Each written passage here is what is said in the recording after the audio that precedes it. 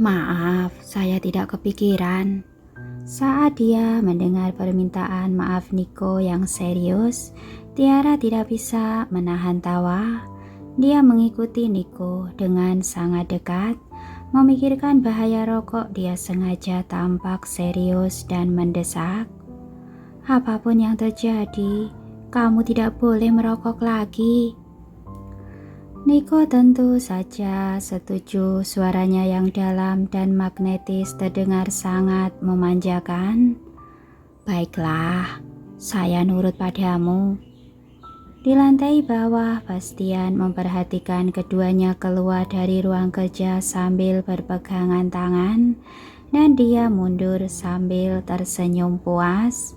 Setelah kembali ke kamar, Tiara membujuk Niko ke kamar mandi sambil mendesak. Kamu bau asap, mandi sana. Mandi sama saya. Niko menarik Tiara tanpa melepaskannya. Tentu saja dia tidak serius ingin Tiara menemaninya.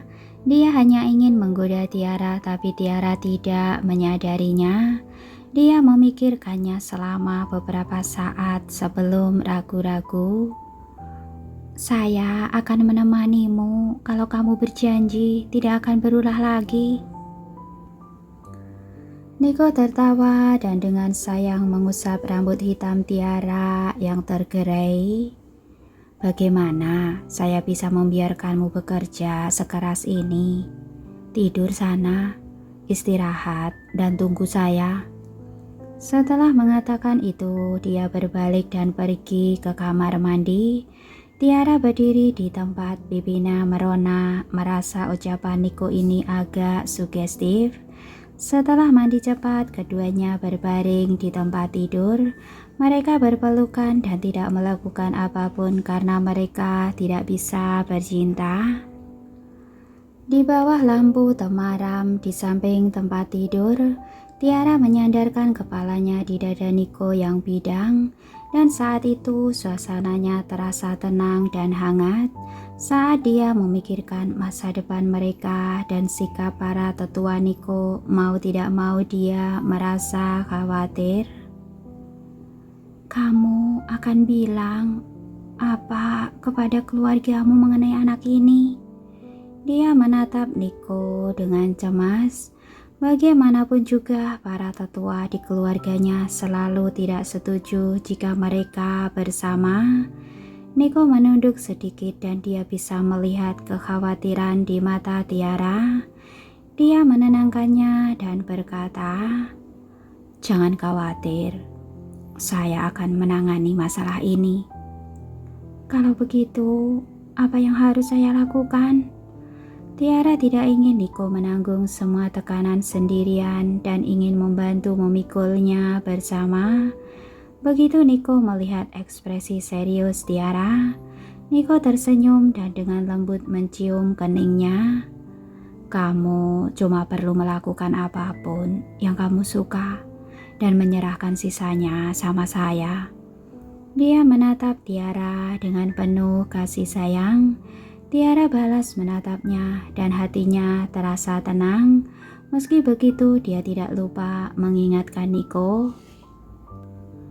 Kalau kamu mau saya melakukan sesuatu, kamu harus memberitahu saya. Niko mengangguk. Tiara mengusap dada pria itu penuh kasih, lalu teringat pada Gary. Ngomong-ngomong, Gary masih belum tahu tentang kehamilan saya. Kalau dia tahu, apa dia akan menerimanya? Dia sedikit khawatir, takut Gary tidak bisa menerima kabar tersebut. Niko paham maksud Tiara, tetapi karena dia tidak yakin tentang Gary, dia tidak memberikan jawaban yang jelas.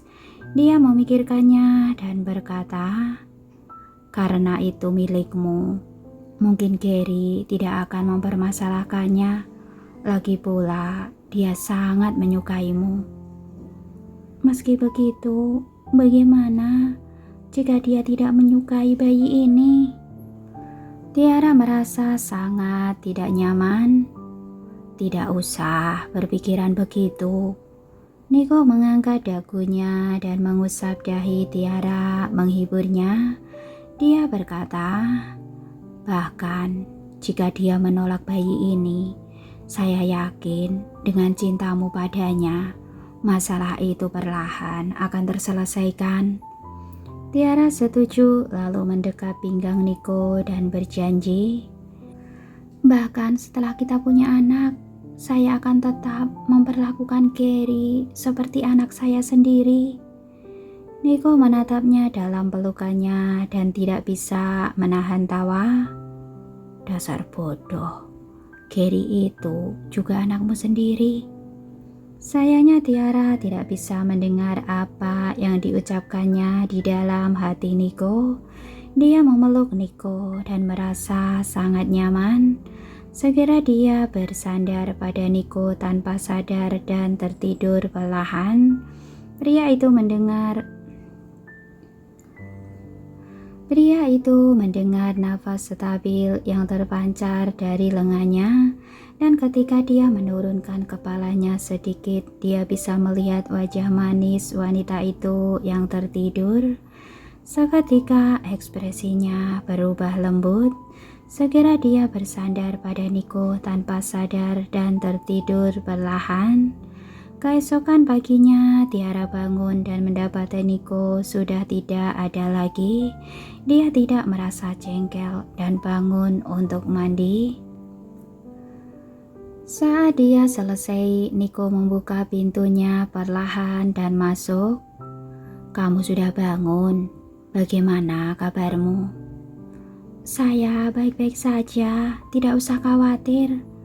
Tiara berjalan mendekat sambil tersenyum.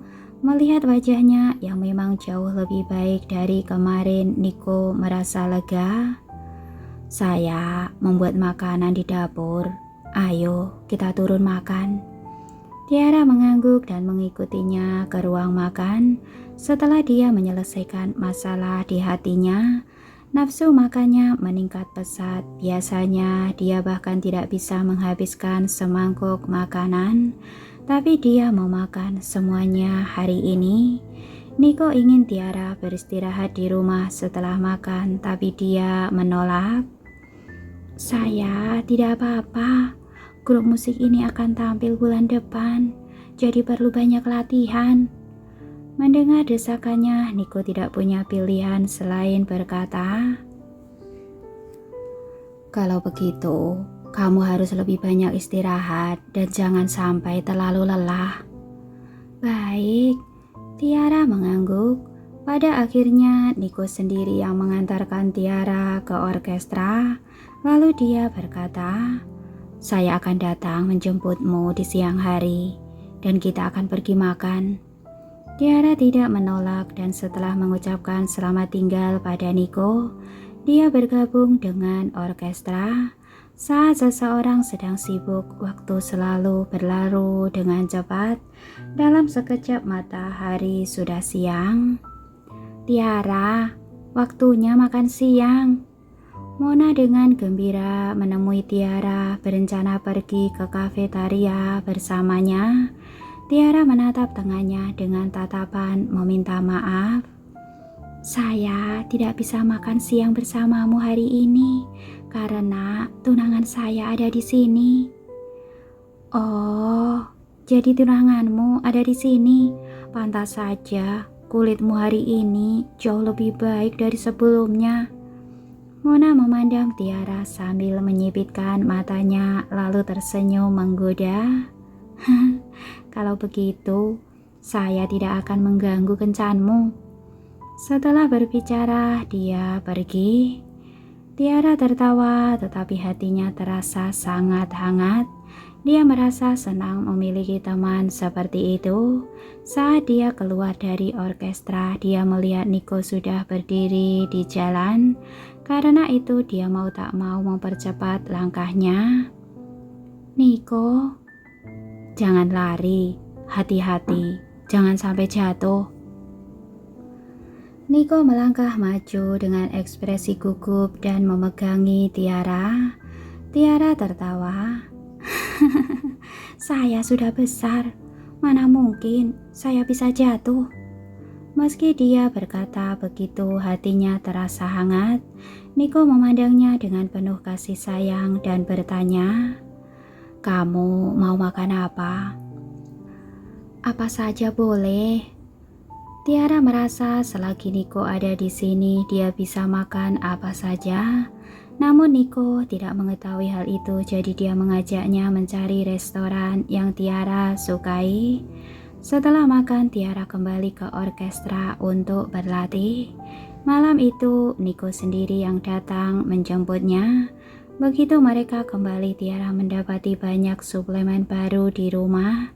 Ada sarang burung walet premium, ginseng, dan masih banyak produk yang memberikan nutrisi bagi janin. Bastian berdiri di samping dan memuji Niko atas semua itu. "Nona Tiara, Pak Niko sendiri yang dengan cermat memilih semua ini untuk Nona tadi sore." Tiara merasa terharu dan menatap pria di sampingnya. Tidak tahu harus berkata apa. Niko memegang tangannya dan mengingatkan perlahan, "Kalau kamu tidak punya nafsu makan di kemudian hari, makan sup atau sarang burung, saya juga menyiapkan banyak hal untukmu yang dapat menekan rasa mual di pagi hari selama kehamilan. Karena saya tidak tahu mana yang akan berhasil, saya membeli semuanya. Saya juga membeli banyak buku tentang kehamilan, dan saya akan membacanya agar bisa menjagamu." Pak Niko juga sudah mempekerjakan 3 ahli gizi, semuanya dari negara berbeda yang akan memasak sesuai seleramu, Nona Tiara. Bastian berbicara lagi. Mendengarkan hal ini, Tiara merasakan air mata berlinang di matanya. Dia merasa Niko benar-benar baik dan dia merasa tidak ada yang salah dengan keputusannya. Niko sangat peduli pada anak ini, tetapi "Saya paham kamu sangat peduli pada saya dan anakmu, tapi ini terlalu berlebihan." Dia menatap pria itu dengan tatapan genit. "Jangan menghabiskan banyak uang lagi ya. Kamu berhak diperlakukan dengan baik." Niko menyisir rambut Tiara dengan lembut lalu menatapnya dengan sepasang mata hitam legamnya. Selama beberapa hari ke depan, Niko tetap berada di sisinya. Karena keberadaannya ini, Tiara merasa sangat nyaman dan karena itu kulitnya menjadi lebih baik. Meski begitu, efek samping kehamilan Tiara tetap saja serius. Untungnya ahli gizi yang dipekerjakan Niko yang sangat pandai membuatkan makanan untuk Tiara setiap hari. Meski dia masih muntah, sebagian besar makanannya masih tersisa di perutnya. Suatu hari setelah Niko menjemput Tiara dari orkestra, Bastian menyapa mereka sambil berkata, "Pak Niko, Nona Tiara, Tuan muda Gary ada di sini." "Gary ada di sini?" Tiara yang terkejut segera meninggalkan Niko dan bergegas ke arah ruang tamu. Niko menatap Tiara dengan ketidakberdayaan, tetapi senyuman di sudut mulutnya penuh cinta. Begitu Tiara memasuki ruang tamu, dia melihat anak itu duduk di sofa dan berseru dengan gembira, "Gary, Nona Tiara." Gary mengangkat kepalanya dengan gembira, melompat dari sofa dan berlari ke arah Tiara dengan kaki kecilnya. Tiara sudah membuka lengannya, siap menyambut anak kecil itu dalam pelukannya. Sementara itu, anak kecil itu tiba-tiba berhenti 2 langkah dari Tiara. "Gary, kenapa?" Tiara memandang anak kecil itu dengan bingung. Bagaimanapun juga anak kecil itu biasanya akan melemparkan dirinya langsung ke dalam pelukannya. "Nona Tiara lagi hamil, jadi saya tidak bisa memelukmu. Kalau saya melakukannya, malah akan menyakiti bayi ini." Gary berbicara dengan serius. Begitu Tiara melihat anak itu berperilaku baik dan bijaksana, hatinya menghangat.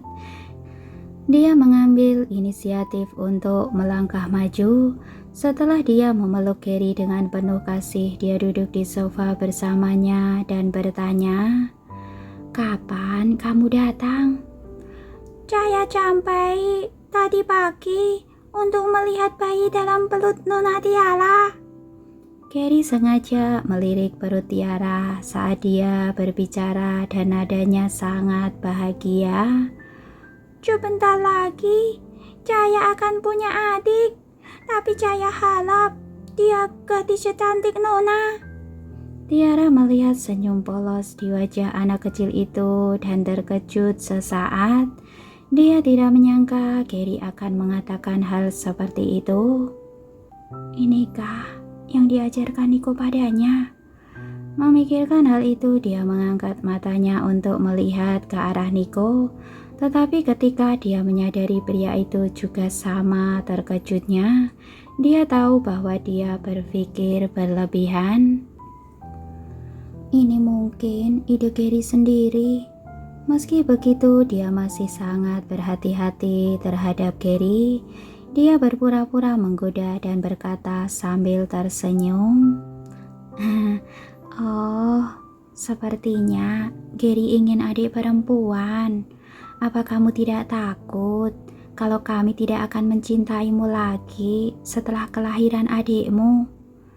Tanpa diduga, begitu kata-kata ini keluar, senyuman di wajah Gary menghilang dan dia membisu.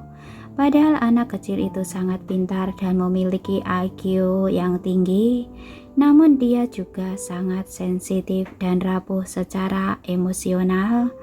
Meskipun demikian, dia sangat bijaksana, jadi dia tidak akan menyebutkan hal-hal ini atau memikirkannya secara mendalam. Saat menyebutkan kemungkinan tidak dicintai, dia merasa sangat tidak nyaman. Ketika Tiara memperhatikan anak itu mengerutkan bibir dan tidak berkata apa-apa, Tiara merasa tertekan dan berpikir bahwa dia seharusnya tidak menanyakan hal itu pada Gary saat ini karena dia telah menyakiti hati anak kecil itu. Memikirkan hal ini, dia segera memeluk Gary. Gary berusaha melepaskan sambil berkata, "Jangan peluk saya, Nona Tiara. Saya berat dan saya akan membuatmu lelah." Mendengar hal itu, Tiara merasa semakin rumit. Dia memeluk Gary erat-erat dan menghiburnya sambil berkata, "Tidak apa-apa, kamu tidak terlalu berat."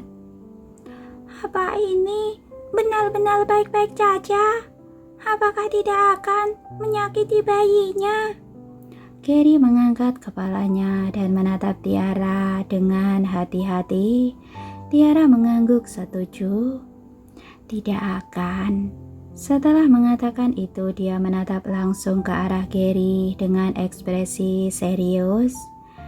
"Gary, kamu tidak perlu terlalu jaga jarak. Sekalipun saya punya bayi, saya akan tetap mencintai dan memperlakukanmu dengan baik." Gary paham dan mengangguk dengan penuh semangat. "Saya juga akan bersikap baik padamu dan bayimu."